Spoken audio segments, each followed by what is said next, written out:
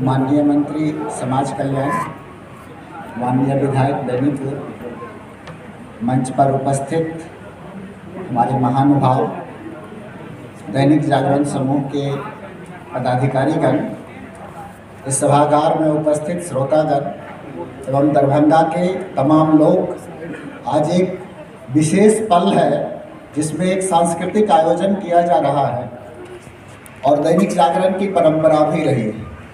किसी भी जगह की मिट्टी, वहाँ की संस्कृति, वहाँ की विरासत, वहाँ की पहचान होती है। और जब मिथिला की बात करें तो इसकी एक अपनी खुशबू, यहाँ की एक विशेष पहचान है। और जब भी मिथिला की बात होती है तो मिथिला संस्कृति की बात होती है, मैथिली भाषा की बात होती है और यहाँ के संस्कारों की बात होती है। मैं आप सब लोगों को विशेष बताना चाहूँगा कि भारतीय संस्कृति में कवियों का, कविताओं का विशेष योगदान रहा है। इसने हमारे संपूर्ण सभ्यता को सींचा है, उसे एक स्वरूप में बांधा है। चाहे आदि कवि वाल्मीकि की परंपरा से हम शुरू करें और उसके बाद विद्यापति, दिनकर, निराला, बच्चन की श्रेणी से होते हुए आज के जो हमारे कवि हैं जिनको हम सुन रहे हैं, इन लोगों ने भारतवर्ष को एक सूत्र में बांधने का काम किया है। इसके लिए हम सब लोग ऋणी हैं, क्योंकि कोई भी संस्कृति जब तक महान नहीं बनती है, वहाँ की विरासत महान नहीं होती है, वहाँ की परंपरा पे अगर लोगों को गर्व नहीं होता है तो वहाँ का विकास भी अस्थायी नहीं होता है, उसमें सारे रंग नहीं होते हैं।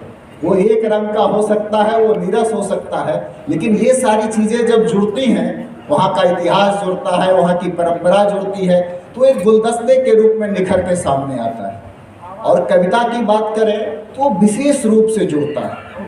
आप देखेंगे कि हम अगर आम बोलचाल में बात करते हैं तो निकले हुए शब्द कान से मस्तिष्क तक पहुँचते हैं, लेकिन जब बात कविता की होती है, कवियों की होती है, तो वो मैजिशियन हैं जो अपनी बात हमारे दिल तक पहुंचाते हैं।